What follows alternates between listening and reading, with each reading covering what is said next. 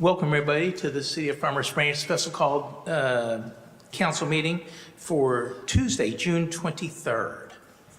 The first item of business are public comments. I do not have anybody signed up to speak at this time, so we'll move right into our regular agenda. Item C1, consider approving resolution 2026-089, canvassing and declaring the election results for the June 13, 2026 City of Farmers Branch runoff election for the office of mayor, and issuing the certificate of election and take appropriate action.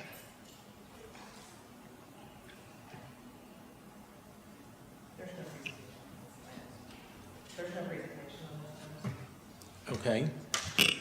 I'll entertain a motion. Mayor, seeing no presentation by the city, I move to approve Resolution R 2026-089. I second, Mayor.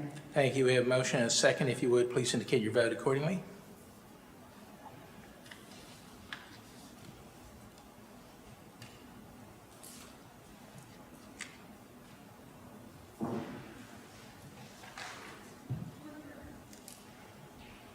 Oh, didn't see it over here. Okay.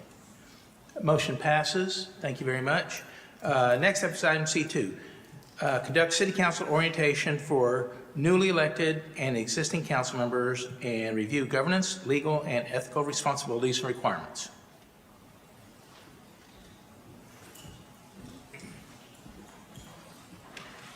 All right, good afternoon, Mayor and Council. Jeffrey Ross, Director of Human Resources, here to talk with you today about harassment and hostile work environment awareness. We're actually right in the middle of doing this training for the rest of our staff this week, and by the time we're done over the next 2 weeks, we'll have given this presentation about 20 times. So we're going to move fairly quickly through it, and we'll be available for any questions that you may have about it. So the way that I usually like to start is by talking about some of the data that always represents this is always kind of a very real threat to any organization, and it's no different here at the City of Farmers Branch. And so some of the data that we have that's been recently updated since 2025 is there were 88,201 claims of discrimination, harassment, retaliation, things of that nature made to the EEOC, which is the Equal Employment Opportunity Commission.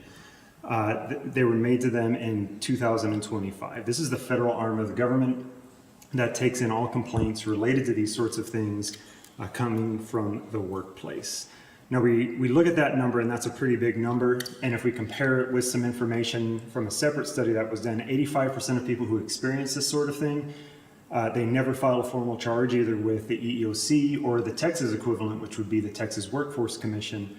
85% of people never file a charge, and 70% of people never report it ever, even internally, to a supervisor or a colleague, anybody. They just choose to live with whatever's happening with it. And when we look at some of the data from the previous years, so the EEOC recovered $660 million over the course of the year, and most of that started with people making jokes, making comments, saying things that maybe they shouldn't be saying, doing things that they shouldn't be doing. That's where all of that comes from. There was an increase in retaliation claims specifically in the last year, and that's due to a number of different reasons. They rose pretty considerably. There was also a pretty big increase, a 3 times increase in religious discrimination claims that were made. And whenever the EEOC does get involved with these sorts of things, they have around a 97% trial success rate. So I always open this presentation, no matter who I'm giving it to, with this data, because it helps to kind of put into context the reason why it's so important to talk about these sorts of things. Okay, so another question that we always like to answer as part of this specific presentation is, oftentimes we hear, are elected official employees? Are they not employees? What are we considered? So really, under most of everything that's out there, you're considered an agent of the city, and that's the term that's used in all of the materials. So agent can be found in a number of different things, including Texas Labor Code, Title VII Civil Rights Act. Basically, it's anybody who represents the city in an official capacity, some type of official representation of the city, and that's everybody from employees to governing bodies is considered an agent. So at all times, you should consider yourself an official representative of the city. And I'm just going to kind of go quickly through this. Your code of ethics and the city charter. Just like the city employees, we have a personnel policy manual that we follow that has all this different stuff in it. Y'all have your own code of ethics along with the city charter that kind of outlines some of these things for y'all to follow. Same thing with the code of ethics. It covers a number of different things. There's also some state and federal laws that no matter what our role is here, really, no matter what level we hold, no matter what we do here, we're all subject to very specific things that we need to be aware of. Some of those things would be Title VII of the Civil Rights Act, which is the federal law that essentially establishes all of the protected classes. It outlines things for hostile work environment and discrimination and harassment and things of that nature. There's also things known as the Americans with Disabilities Act, protections for pregnant workers, protections specifically for people age 40 and older, and then the state laws. There's some specific laws in Texas to be aware of, and most of the civil rights laws in Texas, as it relates to the workplace, this mirrors a lot of what's in the federal language. So you'll see a lot of the same language. There's also the things covered by the Texas Open Meetings Act and the Texas Whistleblower Act. So there's generally two types of harassment that we're on the watch for. And the first one is called quid pro quo, and that's Latin for this and that usually involves some type of trade for something. And, you know, if you do this thing for me, I'll do this thing for you, sort of thing. And then the other one, which is the most common type that happens in any organization really, is called hostile work environment. And that's whenever somebody says or does something that's discriminatory, it's harassing, it's retaliatory to another person, and that person feels, you know, offended by it, or they're feeling like their job is being disrupted or impacted by it. Oftentimes these things start not intentionally hostile. They start maybe as a comment or a joke, or maybe even an expectation that somebody might set for somebody. And then it escalates from there and gets progressively worse. So to qualify, what the EEOC is going to, or the Texas Workforce Commission is going to look at, for it to be a hostile work environment, the behavior has to be based on somebody's protected class under the law. And those protected classes are going to be things like race, color, religion, sex, age, national origin, disability, or somebody's genetic information. And it has to meet a couple of different standards. So first, it has to be really that the behavior that's happening is severe enough to disrupt the employee, to make it harder for them to do their job, to make it feel like maybe even they need to quit because the behavior is just so severe. And then the other is the behavior is pervasive enough to form a consistent pattern. And that's what that term pervasive means. It means that it keeps happening, keeps occurring, keeps going over. Even if it's been said, hey, like, let's not do this thing anymore, it keeps happening. That's kind of the definition of pervasive. And this is an or situation with these two standards. It can be either severe or pervasive. It does not have to be both at the same time. Some examples could look like if we're questioning people or we're more skeptical of them based on their race or their sex. If we're overly critical of information because of maybe somebody's accent or our perception of their citizenship status or their religion, or if we're overly stringent of scrutinous or scrutinous of some employees or citizens or whoever and not others. And so I want to point out, and it's one of the most important pieces to point out, is that just because some of the behavior isn't based on a protected class doesn't mean that it still can't cause a problem for the city. So really any type of hostile, demeaning, aggressive behavior can still cause a big problem for the city and has real liability associated with it. So some of the different types of behaviors, I'm just going to go through this very quickly here. We've been over it before, but that would include things like non-consensual physical contact, especially if we're touching people without consent. Nonverbal behaviors, things like rolling your eyes, dramatic sighs, making mockeries of things kind of just through our body language. Virtual harassment. This one is kind of especially since COVID, this is one of the most common routes. It happens through text messages, emails, social media, comment sections, all sorts of different places. cyber stalking, which is where people are creating fake social media accounts to mask their own presence or be able to gain access to somebody else's social media, and verbal behaviors. Far and away, verbal behaviors are the number one thing that spark most of these things that happen, and that's when we use speech that intimidates, threatens, or we try and instill fear in people with it, coercive statements, innuendos, sarcasm, and offensive jokes or comments about another person. And so what some of that could look like is when we make comments, observations, or we're talking and dealing with people day to day, our decision making and our behavior with those people should never be based on their protected class or any characteristic that is unique to that person or any group of people. That would be whether that characteristic is protected under the law or not. And then other things to be on the lookout for is bullying, intimidating, or abusive behavior. This would be something like treating someone differently because of their unique characteristics or the protected class, controlling behaviors, body shaming, nitpicking, or being really overly stringent with one person and not others, mimicking or mocking an employee's words, or relating past or current events to someone's own experience, race, nationality, etc. And have to talk very briefly about the number one claim and the number one finding from the EEOC and the TWC, which is known as retaliation. So retaliation happens when somebody does something that they're allowed to do. There's a lot of different activities that are protected in the workplace, and that would include things like reporting misconduct, participating in investigations, speaking up about legally protected topics. And when somebody does one of those protected activities, they suffer an adverse action for it. We take some kind of action against them, and that can look like a lot of different things, but it could be some things that may seem kind of benign, like not maybe that we don't let that person speak up in meetings or participate in the same way that they used to anymore. We're becoming really stringent on their work output or what they're doing at work. We ignore their phone calls or their emails.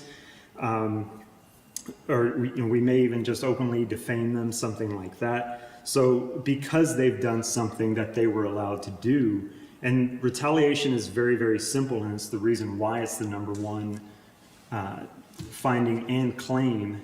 It's because somebody essentially does something they're allowed to do, and we take an adverse or disparate action against them. And you see the arrows here because it can actually become kind of a cycle. Somebody does something that they're allowed to do, and then they get retaliated against for it. And then they report that retaliation, and then they suffer further retaliation for reporting that retaliation. So sometimes we see it just kind of go in a cycle.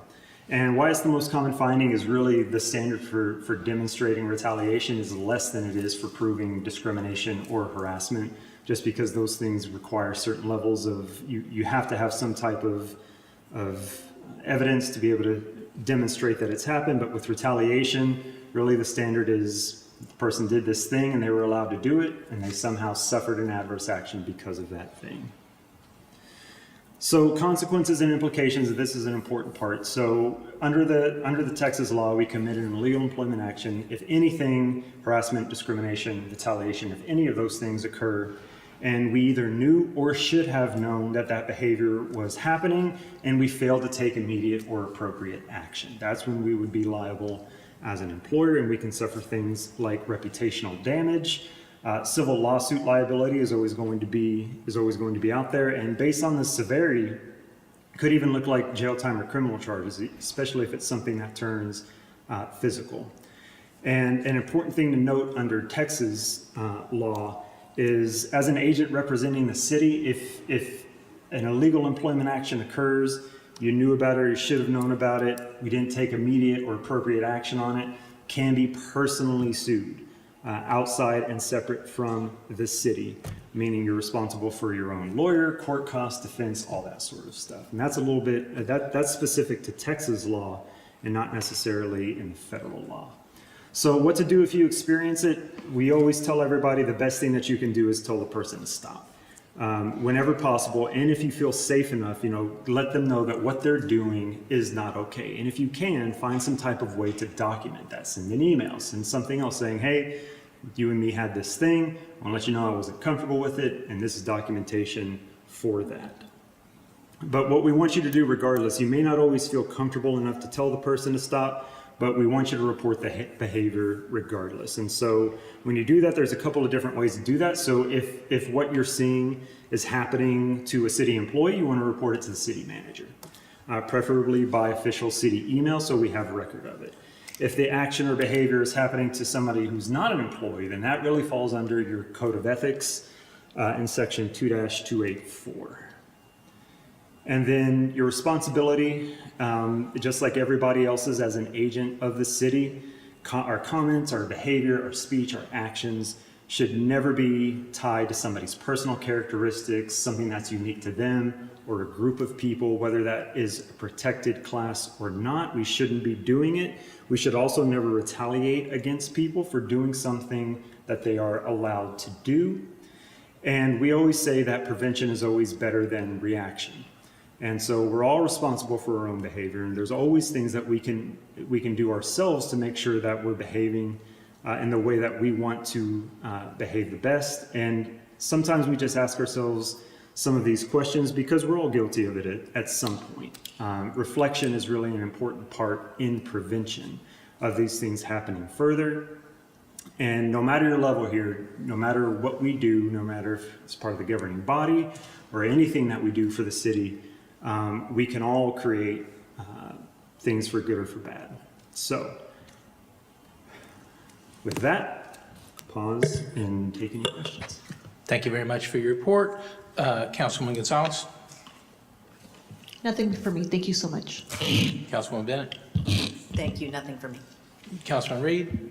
Thorough as always. Thank you. Councilwoman Villafranca? Thank you, Jeffrey. I appreciate this a lot. Councilman Neal? No questions, Jeffrey. Thank you very much. Very good. All right. Thank you.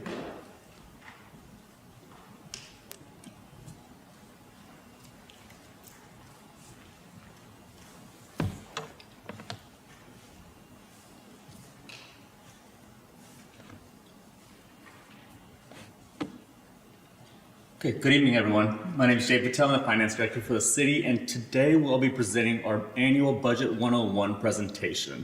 And I know you all sat through multiple budget study sessions with us thus far, so I'll do my best not to be repetitive on the concepts covered, but I do want to connect the dots of the various concepts we covered thus far in order to set a mutual foundation for us as we approach budget adoption season. Ultimately, I just want to focus on fitting all the pieces together to get us all on the same page moving forward. One of the slides that I traditionally touch on, but I think it forms a lot of context as to the story that we participated on an annual basis. You'll see the early stages of our budget development process really start in those December, January months, from gaining input from the community, our council members, through surveys, citywide tours, our strategic planning session, and that ultimately sets the tone for staff. We don't start submitting our budgets until all of these pieces are complete, and that way we know what's expected on a departmental submission level. And that's when all of the departmental review and the budget formation starts to transpire through the spring, summer months, leading all the way into July when our certified property values are obtained, and that's kind of the final piece of the budget process, or the budget submission process, for us to compile our final document to submit to council by July 31st.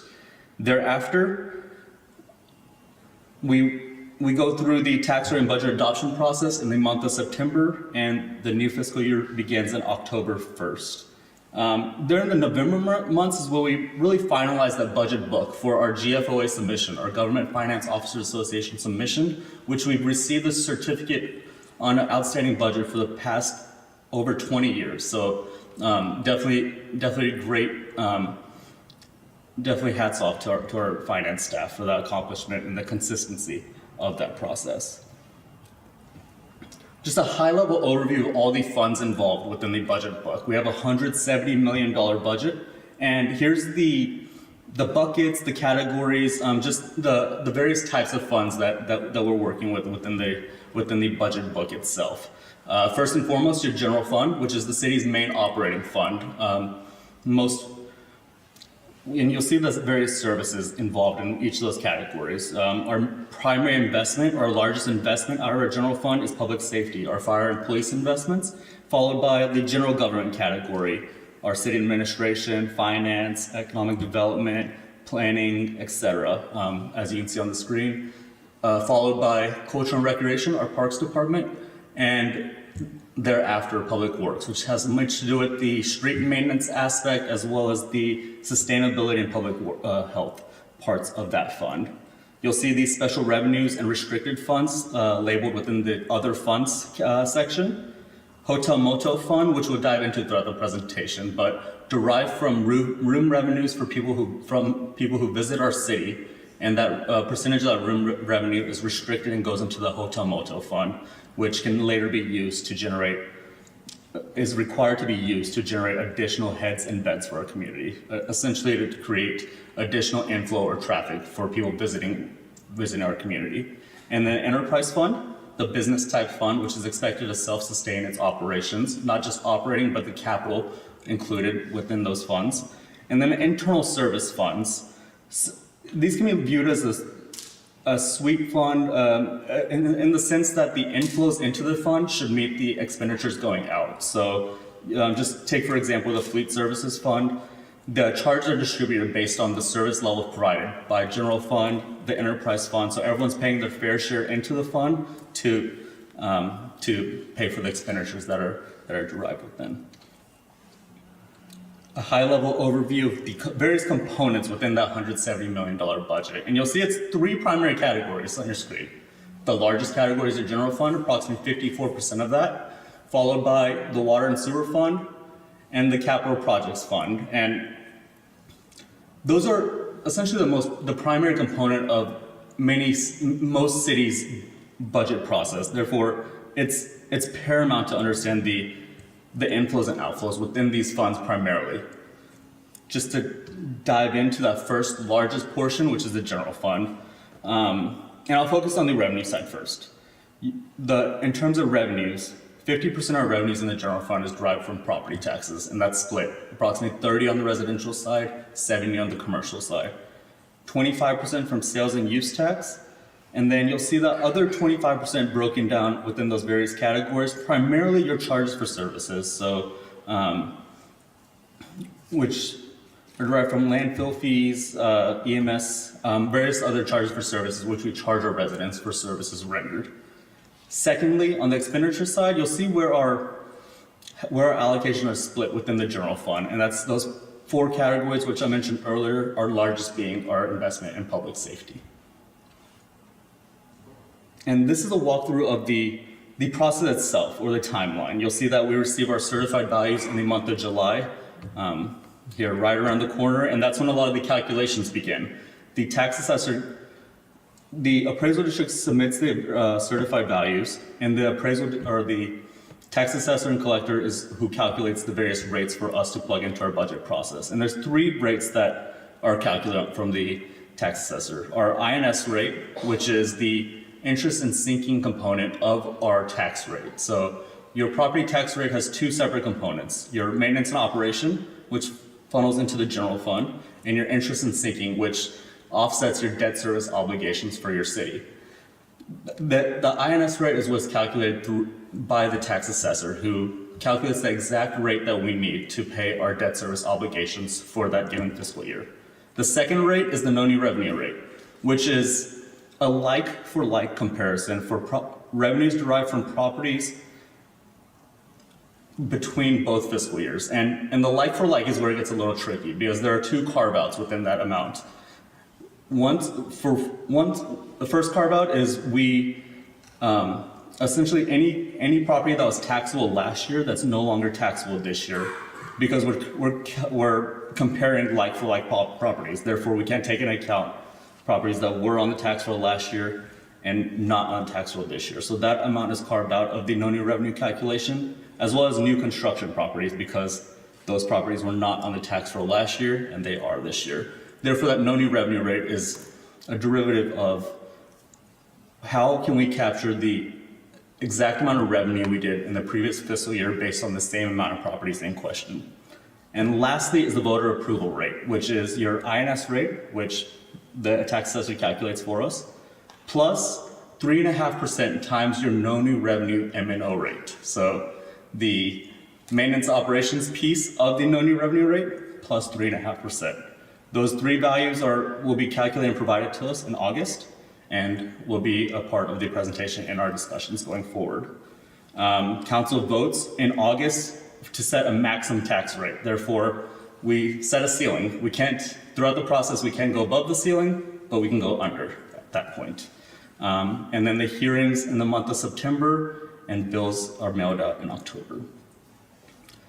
And this seesaw effect is very, very important for us all to understand in terms of as values go up, your no new revenue rate is going to go down, because in order to generate the same amount of revenue from an increased appraised amount of properties, that rate requirement would be less. And you'll see the opposite on the other side of things. If our appraised values go down, your no new revenue, the rate required to generate the same amount of revenue from those properties will increase. In a breakdown of the calculation involved, you'll see, first and foremost, the assessed value of all city property, less exemptions, is going to provide us with our taxable value. And the revenue derived from this taxable value is on a per $100 basis. Therefore, to calculate the total property tax revenue, we take our taxable value, divide that by 100, and multiply that by our tax rate to give the total property tax revenue. And the average tax bill is a brief example of that calculation in play. You'll see that $452,788 is the average taxable or average home value within our community. And to calculate the annual tax bill for an average parcel in our community, you would divide that number by 100 and multiply that by the tax rate. There under that, you'll see the amount that's based on our homestead exemption. Not senior, but just the homestead exemption. And that's calculated based on the $452,788 in parentheses times 0.8. So to take off the 20% homestead exemption, and then the rest of the calculation follows, divided by 100 times the tax rate. The senior exemption, within the same parentheses, you would take the $452,788 times 0.8 minus $100,000 to calculate the senior tax bill amount for any given fiscal year. Sales tax history, you'll see that our sales tax collections have been strong over the past decade, but it's important to know that this revenue is very dependent on economic conditions. Therefore projecting it is on a conservative basis is paramount, because much of the revenue collections generated from sales tax is largely derived on macroeconomic conditions that cannot just be controlled from within our city ourselves. Therefore, we've experienced strong tax growth, but maintaining that conservative projection going forward is important to ensure that we're not putting our city in the wrong footing or over-promising our budgeted revenues for the upcoming fiscal year. Water and sewer fund, onto the next major fund that we have. There's three primary components that go into the water and sewer fund. The rate that we charge our residents, the consumption that's consumed by our residents, and that varies on an annual basis depending on rainfall and varying other factors on an annual basis. And then the money we pay for the service, that's operating costs as well as the capital expenditures. So all of these three legs of the stool need to work together to ultimately derive the success of the water sewer fund. Just a brief overview of the fund itself. You'll see the revenues derived from the charges for services there on the revenue column. And then the expenditures is broken down into two primary categories: your administrative cost associated with that fund, as well as the operating cost, which is the capital investments into the system, as well as the water purchase cost and the water treatment cost resulting from operating the system. Hotel motel we touched on earlier, but these are revenues that are derived from room revenues from hotels within our city. A certain percentage of those room revenues are put into a restricted fund and then can be later utilized to generate additional heads and beds or additional traffic, inflow traffic or tourism within our city. They cannot be used for general city operations brought back into the general fund, or they can't be used as any sort of subsidy, but to generate those additional heads and beds. And it's levied under the Texas Tax Code, Chapter 351. Debt service. Currently, for this fiscal year, we have $7.87 million in the debt service amount payable. And that's broken into two categories. You have your self-supported portion of your debt service amount, which is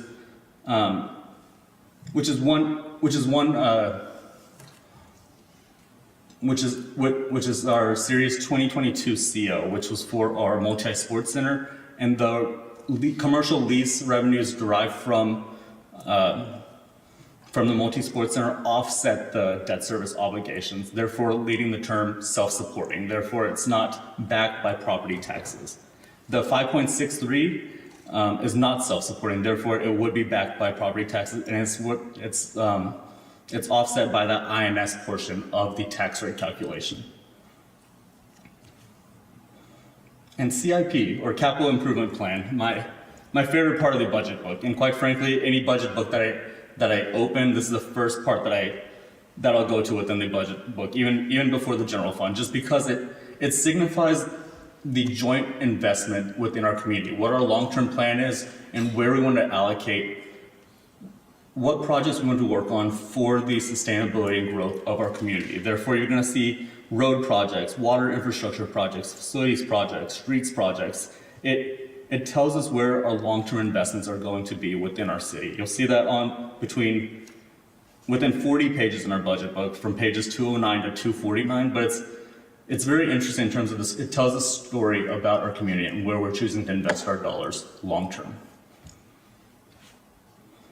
And then the fund balance really brings it all together in terms of that financial plan, or what that financial outlook is going to look like, not just for this fiscal year, but the upcoming fiscal year. Therefore, every year we estimate for this current fiscal year, where do we expect revenues and expenditures to, where's our estimated fund balance for our revenues and expenditures, as well as the upcoming fiscal year, and where that fund balance will lie, or can be expected as a result of the next fiscal year. And you see the target balances at the bottom for each of our funds. You'll see that the preferred 90-day for the general fund listed, as well as the various other thresholds that we've established for each of our funds. And this was a major component in us getting that AAA bond rating in terms of the healthy reserves we have in our community, and we can that we're planning for the future, and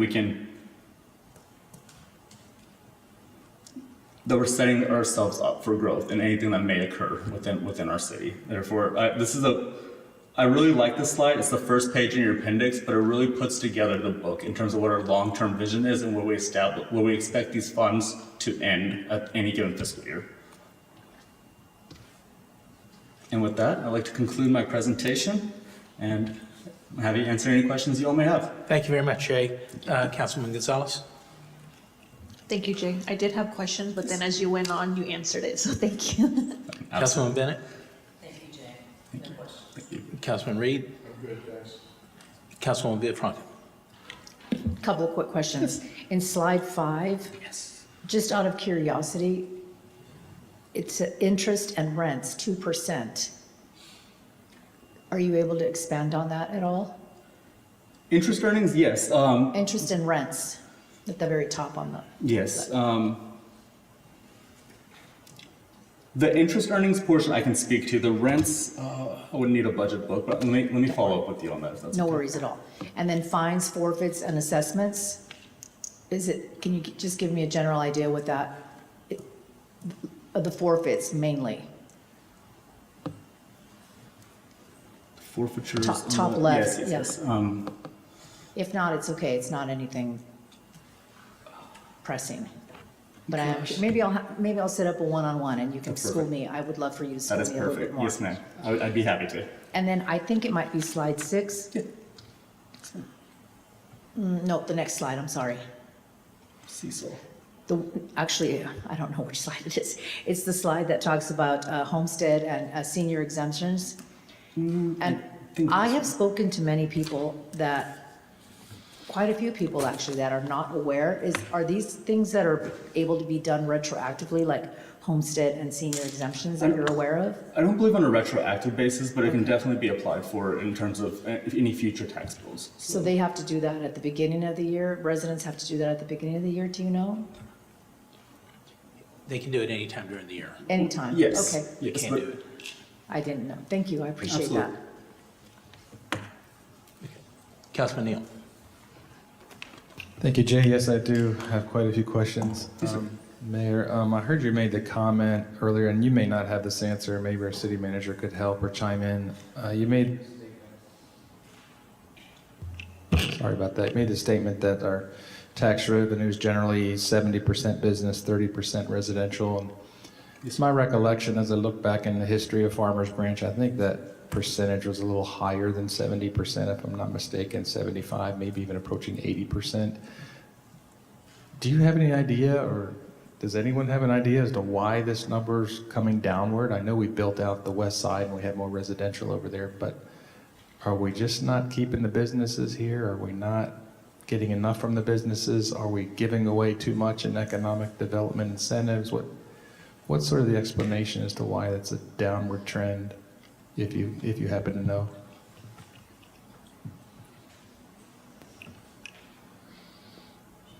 No, I don't want to. Okay. I don't If you want to don't- misspeak. okay. I If do you know. don't- I do know a lot of our property tax appreciation is driven by the commercial portion of our Right, right. portfolio. But Yeah. Okay. as it relates to that distribution over time, It's just something in my mind. I'm thinking, okay, what's wrong, or is something wrong? Number one, or why is this trending in that direction? So it's something I'll have to try to figure out. Yes, on slide 11, he talks about water and sewer overview. Well, I'm not sure. My slide 11 has the numbers, the revenues. oh yes. It says 11 up in the left-hand corner for me. So, yeah. Can you help me understand what is the $790,000 for other charges for service? It's close to $1 million. What other charges fit? What kind of charges would fit any other charges of service for service? Was it- I can provide that Okay, information. yeah, if you could get back to I me can. on that, so. And then, also, if you want to get back to me, maybe in the future, we could have another discussion for our residents regarding the water bill and how the sewer calculation that has changed, and now there's some concern by the residents, so if we could wrap that together at some point in the future for that, just for the residents. And then on page 12 with the hotel motel overview, the net income is, we have a positive balance, 154,000 there. Is that so far this year? No, that's based on our adopted budget. So is that, those funds available to be utilized? I guess I'm not sure. Yes, through our budget. I mean, yes, definitely in the purview of the council in terms of. So if there were the budget, if it's the council wishes, we could take, I don't know, $10,000 or $20,000 out of there and fix the Firehouse Theater issues, concerns. That's where my thinking is. Would that be something, if it's the will of the council, to pull from that fund? Yes, sir. Yes, sir. Okay. You'll see that 154 play out in the basically the hotel motel. That second to last, you'll see that added 154 for how that's going to transpire in our long-term plan. Okay. Yeah, and let me just open this conversation. I'm hopeful we'll have more conversation down the road about it on the fund balances. I think it's slide 15.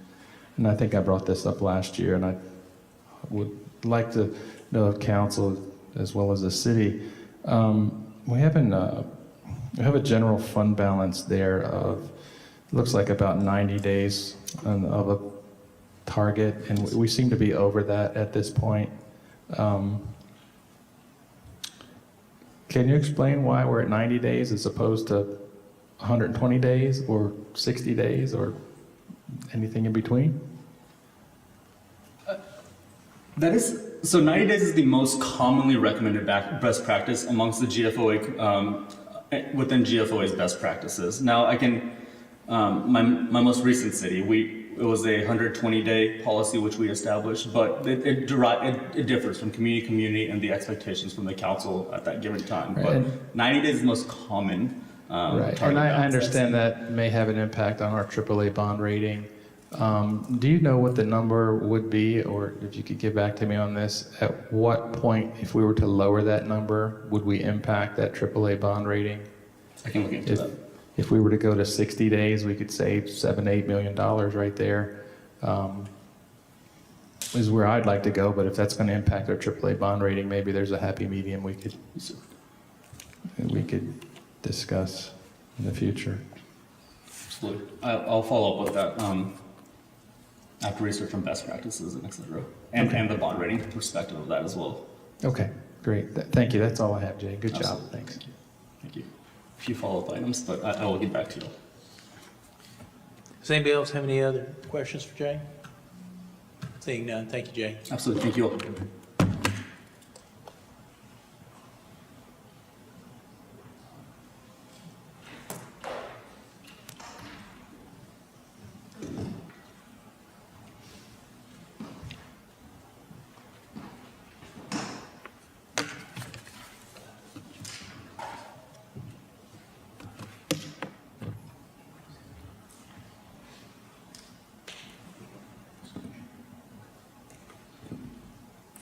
Good evening, Mayor and City Council. My name is Ariel Wallace, your Communications Manager, and we're going over some media engagement guidelines with you all.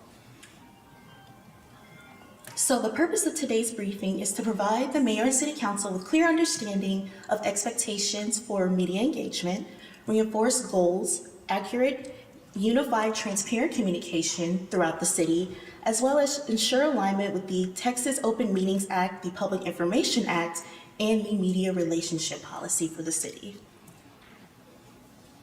So here at Farmers Branch, we have a council manager form of government, meaning that council sets the policy and the city manager oversees administration. And our media engagements also reflect that form of government, meaning that the council speaks for policy and staff to the operations of the city. So here are a few roles and responsibilities when it comes to media engagement. The council represents policy direction and obtains information through the city manager. The city manager is the primary spokesperson for operations and ensures that the messaging is consistent throughout the city. The communications department will prepare and verify that the information shared is accurate. And the directors provide expertise, but they do not issue any statements on the policies of the city. Our overarching principles for media engagement. We want to ensure that the information that we're sharing is accurate.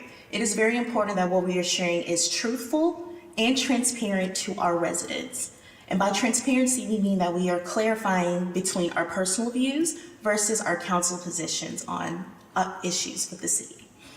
After that, we want to make sure that we maintain our professionalism. We want to maintain friendly and respectful tone, which will help with our media relations and making sure that we foster positive and helpful relationships with the media.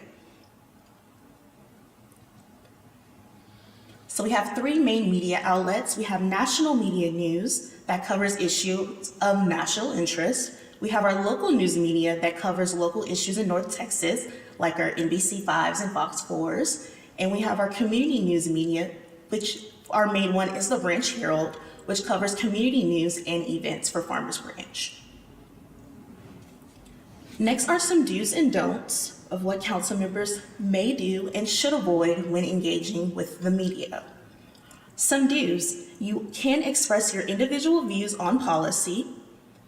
You can use disclaimers when views differ from adopted action, but again, just make sure you're transparent in that it is separate from what the city is advising and saying that this is my personal opinion and not the city's opinion.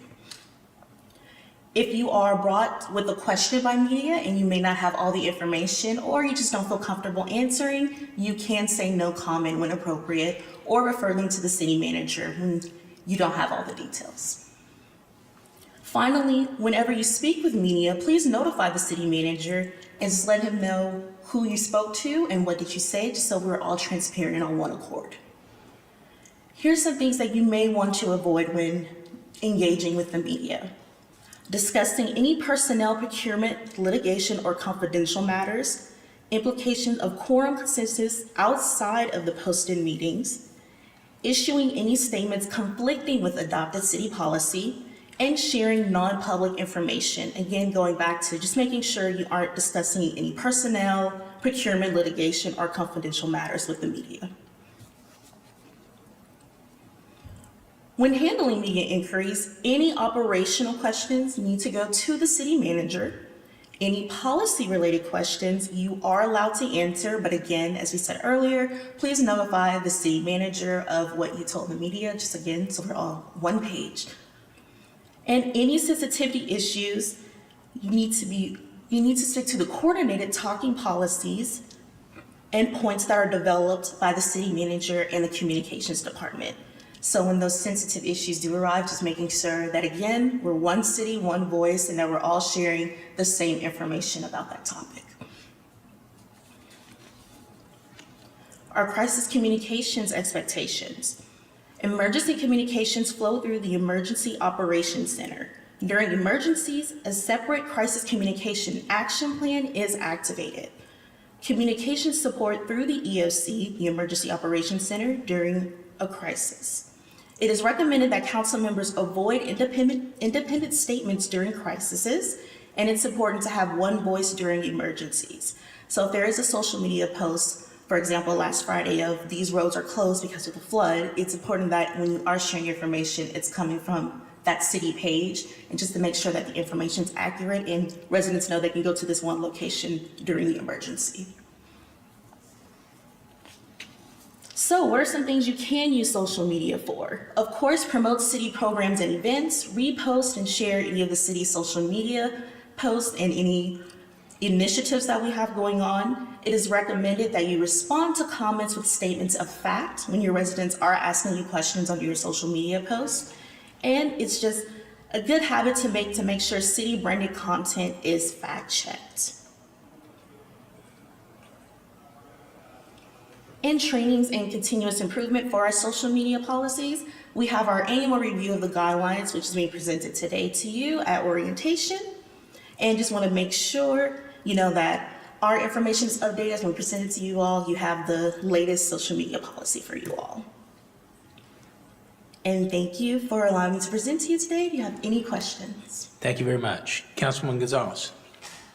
Thank you, Ariel. You did a great job. No questions, thank you. Councilwoman Villafranca. Thank you, Ariel. Nice job. Is it possible to get a copy of the city communications policy? Yes. Thank you. Councilman Neal. Nothing, Mayor. Thank you very much, Ariel. Nice job. Thank you.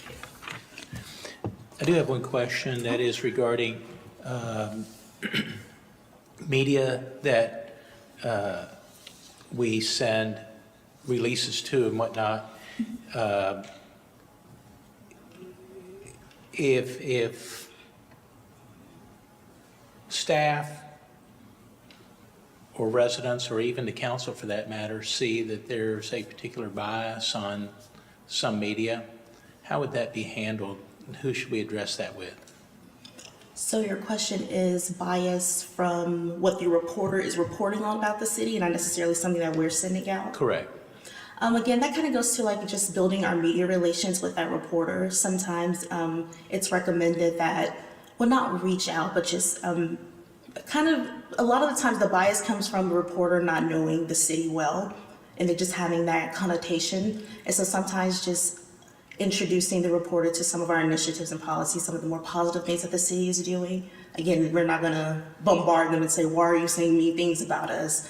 But there are some procedures that can go by just improving that media relationship with them. Okay. Thank you. Yeah. Anything else? Think none. All right.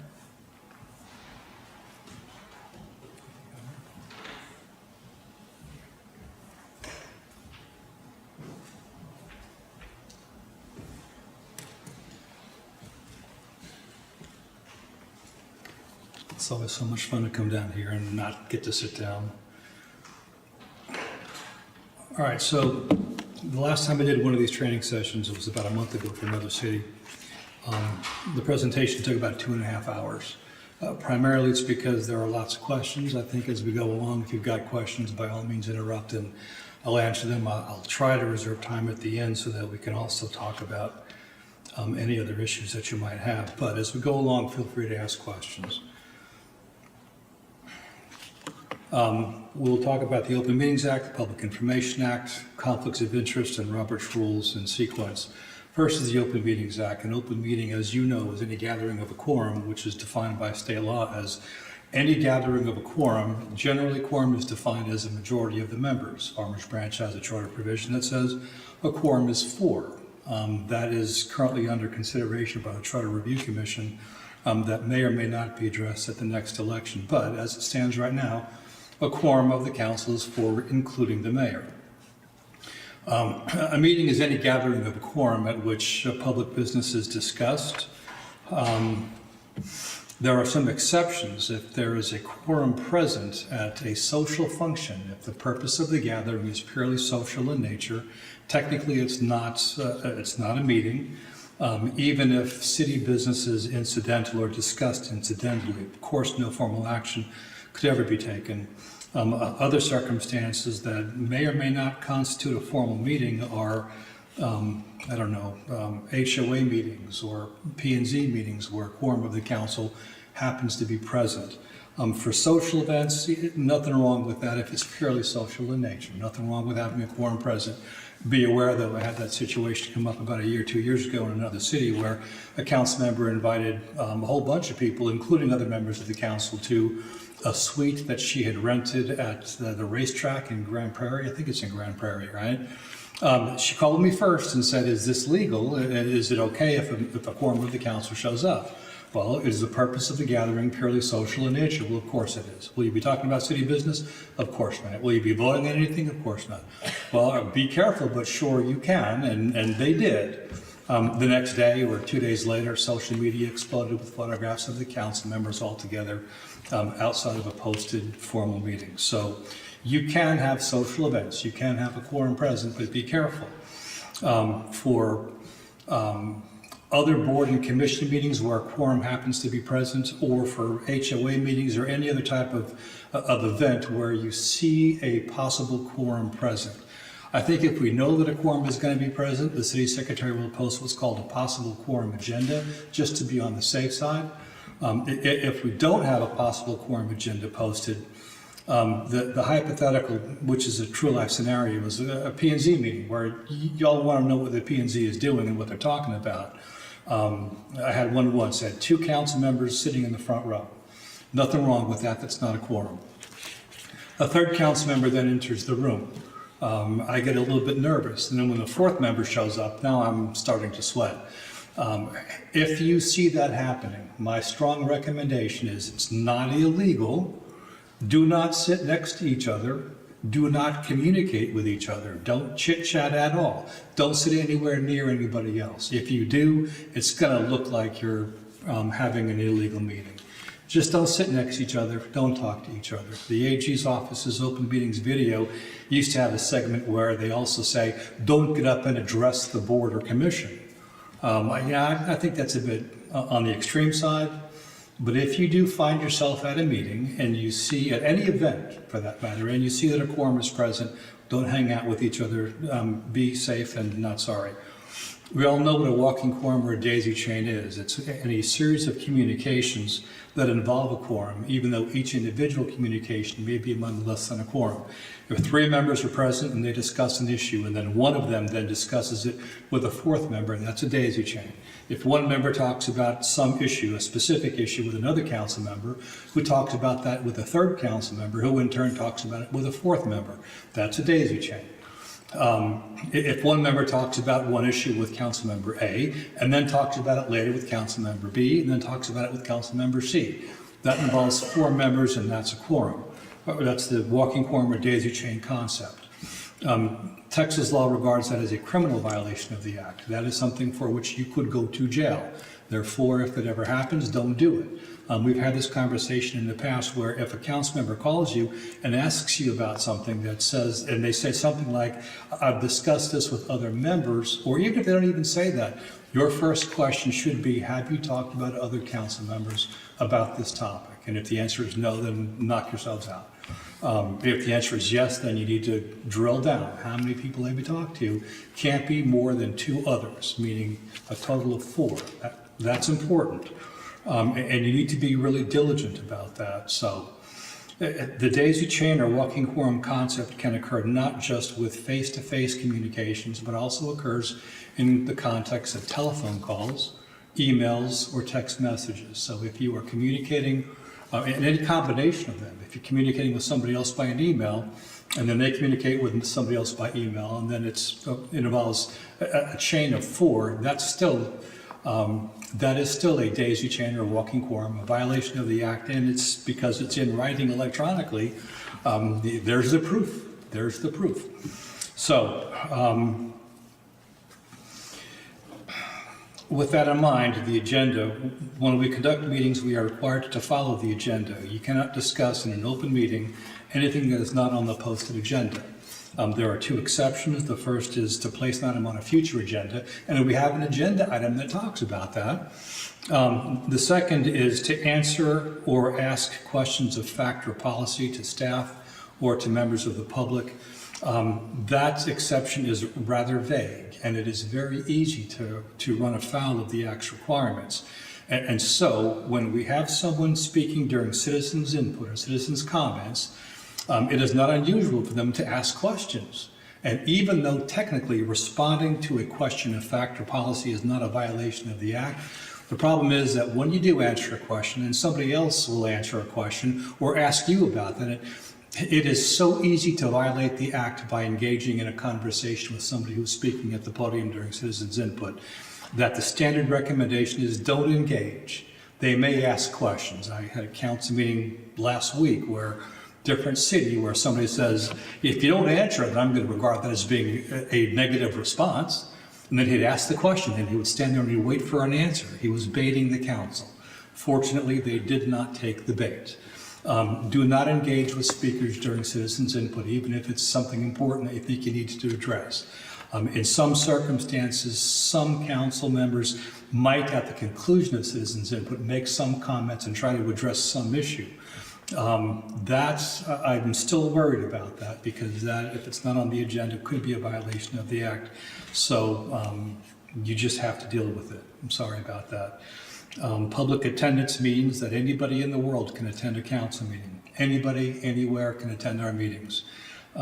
They can record, they can videotape, they can bring a court reporter with them. They can use their cell phones and do this all day long, right?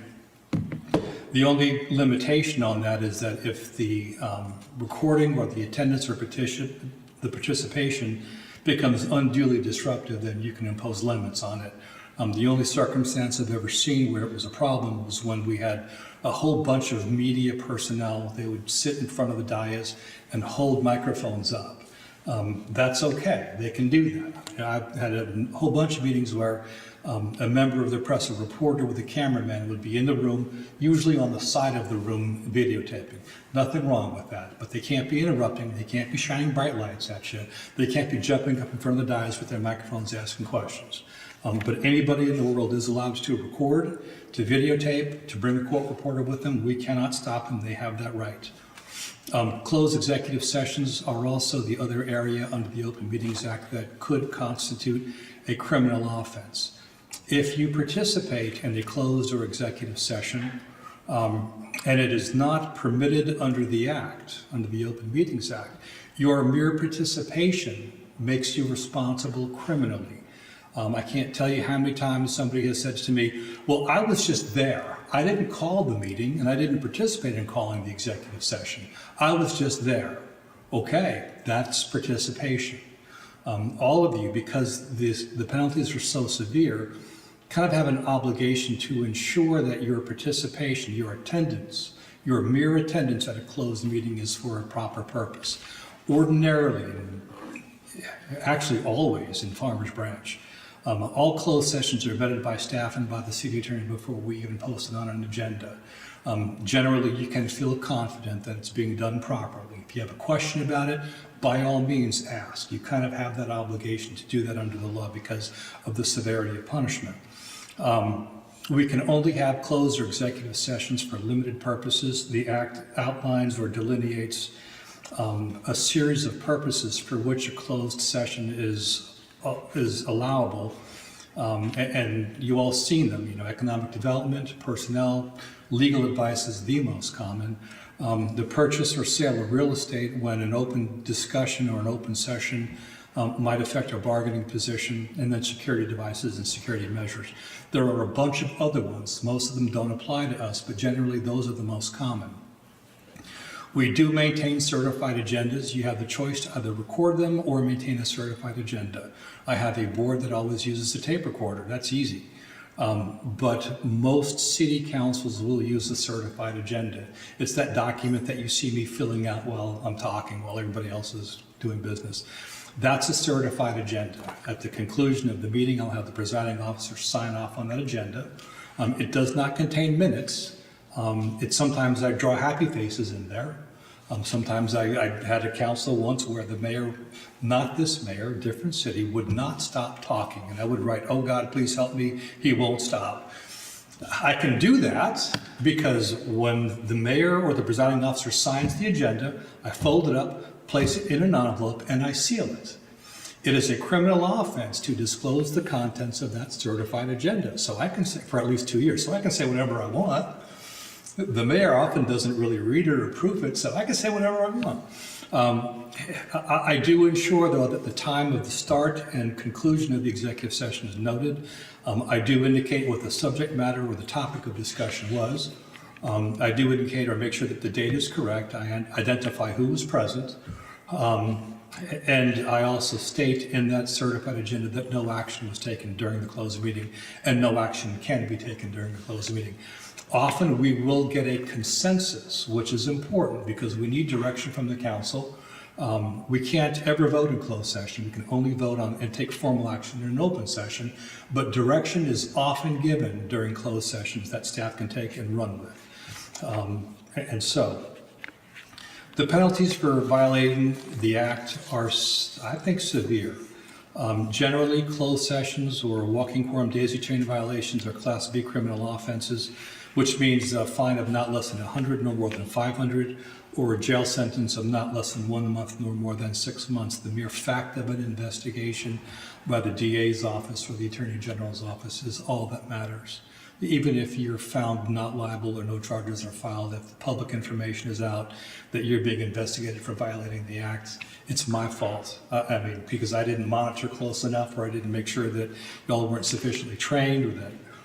But the mere fact of the investigation is damaging enough. So, when in doubt, ask the question before you do it. The safe thing to do is simply ask me.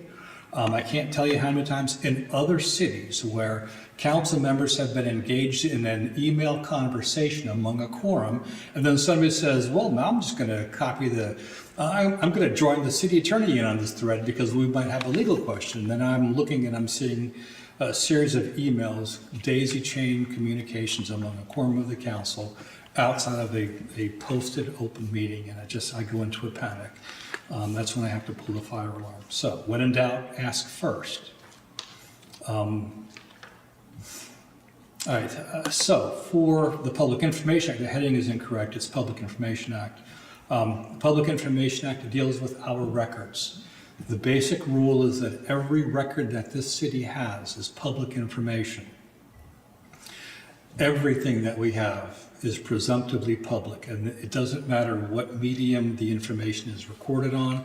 Every piece of paper, every electronic file, every audio tape, every videotape, everything that we have that is recorded is presumptively public information. The public has the right, and it doesn't mean just the citizens of the city. It means anybody in the world has the right to request copies or to access and view our records. There are a list of exceptions, but before we talk about that, this is something that we've had to deal with fairly recently. Historically, information on your personal devices, your own cell phone, your own laptop, or your own desktop computers has been regarded as being accepted from disclosure because it's not owned or controlled or created by the governmental entity. But the legislature changed that, and so now, if you are transacting official city business using a personal device, whether it's a cell phone, text messages, or your own personal laptop not issued or given to you by the city, or you are using a personal email account that is not a city email account, you can still be compelled to produce that information. If you're taking notes during a council meeting, your personal handwritten notes can also be regarded as public information, and a request can be submitted that compels you to produce that. Because the law now says that all public officials are regarded as temporary custodians of records, what that means is that if you do maintain, text messages on your cell phone, not your city-issued cell phone, but your personal one, emails that you send or receive dealing with city business on personal computers or laptops, because it is presumptively public and could be compelled to be produced, all you need to do is, if you're not doing it on a city account, copy your city email account. If you receive an email on your personal account from a citizen and they're asking you about city business and you want to respond to it, nothing wrong with that, I think, so long as you make sure that you send a copy to your city email account. The reason is because staff has the ability then, through IT, to simply pull up that record. Since the city has a copy of it, you relieve yourself of the potential of being accused of destroying or tampering with official records if you delete it from your cell phone or you delete it from your email. You would be amazed at how easy it is to find an email that you think that you've deleted. I had a detective show me how to do this once, and it was incredibly, ridiculously easy. So you have an email, you delete it. All right, then you go into your deleted folder and then you delete it from there. It's still in your computer. You have no idea, I have no idea how you retrieve it, but it's still resident in your computer. And there is a really simple way to find it and to produce it. I had a mayor in a city once who I knew that he had personal records, personal emails that dealt with city business on his personal device. He flatly told me he did not have anything, and I did not believe him, but there was nothing I could do about it. But I wasn't investigating. I wasn't the AG's office, nor was I a detective or a DA's office. And they could get that stuff from you if they really, really tried and if they really wanted to. Best thing to do is don't use personal devices. Some city secretaries and city attorneys will say, don't take notes either. I don't know if that's going to work in this city, but if you do, you have to retain them for at least 2 years. If a request is made for the production of those documents, you have to produce them, like it or not. It's uncomfortable, I know that. It doesn't seem fair, I recognize that, but that's the law. If you don't, then there are criminal sanctions associated with the failure to produce. The biggest concern I have is that it puts staff in a compromising position because it means that the city secretary, our records custodian, then has to tell the requester, we don't have these records even though you're sure that they exist, or we cannot produce these records quickly for you. It's going to take more than 10 days, or something else that makes it even more difficult. So by using personal devices, you place more often than not, you place staff in a compromising position when a Public Information Act request is received. As you all know, because we had this conversation at the last council meeting, we can charge for responding to requests for information. It is always a losing proposition. We can never charge because we are bound by the law to charge certain amounts. We can never charge what it actually costs us to produce. So we have to look at that as being the cost of doing business, yes. David, I'm going to let you go 5 more minutes, then we're going to take a break. Then we'll finish this when we come back at 6. I'm looking at that and I'm not seeing the yellow and then the red lights. So just let me know. 5 minutes. All right, so the process for disclosure, we have a GovQA account. Anybody can ask for copies of records electronically. They can simply do it by a simple email. It's really, really easy for someone to do. We can only ask one question. If we receive a request for information, regardless of how voluminous it may be, regardless of how abusive it may seem, or how unfair it might look, we can only ask one question. Could you please clarify this request? But we can't ask who they are. We can't ask why they want the information. We can't ask them anything else other than, can you please clarify? We have some methods or some processes or procedures that we can employ if the request is asking for voluminous records, and we can do some stuff if it's repetitive requests that we're being harassed by. But the law allows government harassment through the Public Information Act. Much as I hate to say it, it's clear that it does allow that. And that, from our perspective, is simply a cost of doing business. We can claim an exemption. Tell me when I'm done. Finish this slide. Okay, we can claim an exemption. The Public Information Act says that everything we have is public, presumptively public information. There is a long list of categorical exemptions. Some of them are clear, some of them not so much. And there's a distinction between information which is regarded as being privileged or confidential versus information that we are authorized to withhold from disclosure. Some things are confidential and we cannot disclose them. Social Security numbers, protected health information, dates of birth, things like that. Some things we can withhold from disclosure or not if we don't want to, simply because it is something that is authorized to be withheld if we want to. It doesn't mean that we have to withhold it. If it's confidential, we can't give it out. If it's something that is accepted from disclosure and not confidential, we can give it out if we want to or not. If we choose to withhold information that is not necessarily confidential, but something that's accepted from disclosure, something that we could withhold if we want to, the process is fairly straightforward and it's a pain in the neck. We've got 10 business days within which to ask for an Attorney General's opinion. It must be in writing. We must claim the exemptions that we say that the records fall within. We have to provide copies of the actual information that we think are accepted from disclosure to the AG's office along with our request for a ruling. The AG's office doesn't like cities. They always err in favor of disclosure, and sometimes when you're sure that this is something that should be withheld, they will come back with a letter after a couple of months and say, you must disclose this information.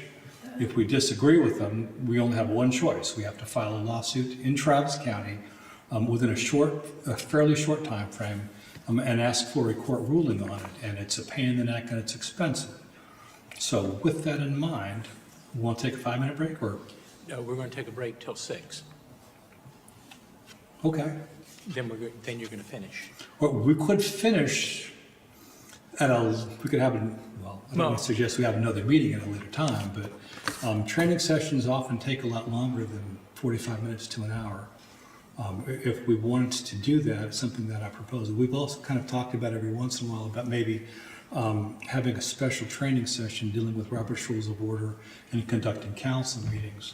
I think that might be a little bit more formal, but you all may want to consider going over formal training in a more, I don't know, when we have more Yeah, time to talk about it. I think I would like us to do that, and so we can compare notes and find a date that possibly works for doing that. But I want to give council time to take a break before 6 o'clock session. Thank you. Okay. We're going to take a recess until 6 p.m. and then we'll be back out here to resume the meeting. Thank you.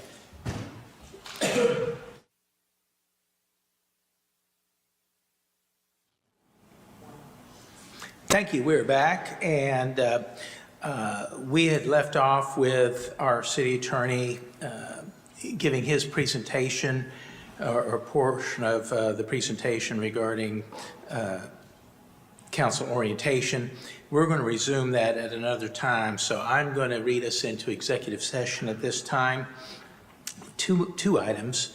Item D1, the City Council will convene in closed executive session pursuant to Section 551.074, Personnel, and Section 551.071, Consultation with Attorney of the Texas Government Code, to consider and deliberate and seek legal advice from the city attorney regarding complaints alleging violation of the city code of ethics against a council member for District 1 pursuant to Section 2-284 of the city's code filed June 8th, 2026. And item D2, the city council will convene a closed executive session pursuant to Section 551.074 and personnel and Section 551.071, consultation with attorney of the Texas Government Code to consider and deliberate and to seek legal advice from the city attorney regarding complaints alleging a violation of the city's code of ethics against a council member for District 2 pursuant to Section 2-284 of the city's code filed June 9th, 2026.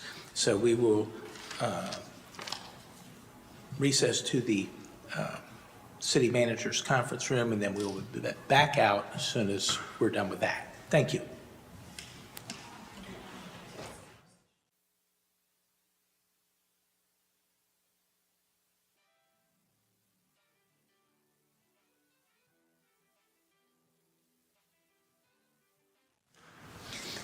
And we are back. Thank you very much. So we have one item to take action on as a result of, well, excuse me, let me just restate that. We have two items to address as a result of executive session. So regarding item D1,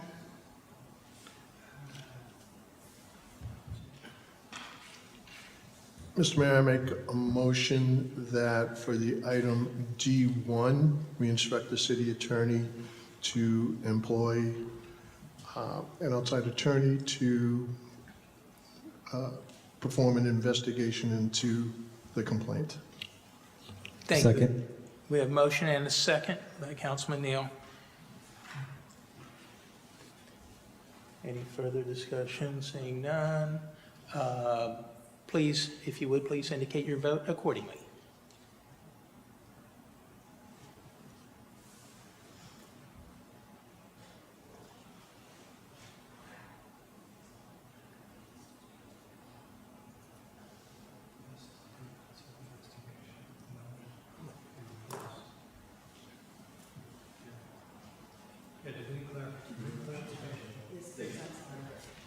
Anybody need clarification?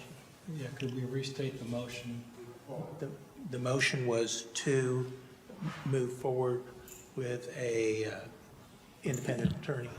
Yeah, the motion is to instruct the City manager, or city attorney. city attorney to move forward with an independent investigation into the complaint. Wait, no.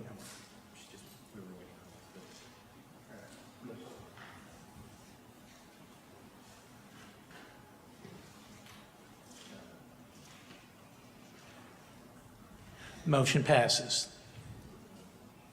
Thank you very much. Item D2,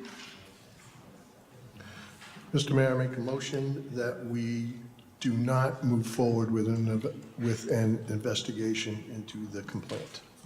Second. a motion and a second in regards to not moving forward on item D2. If you would, please indicate your vote.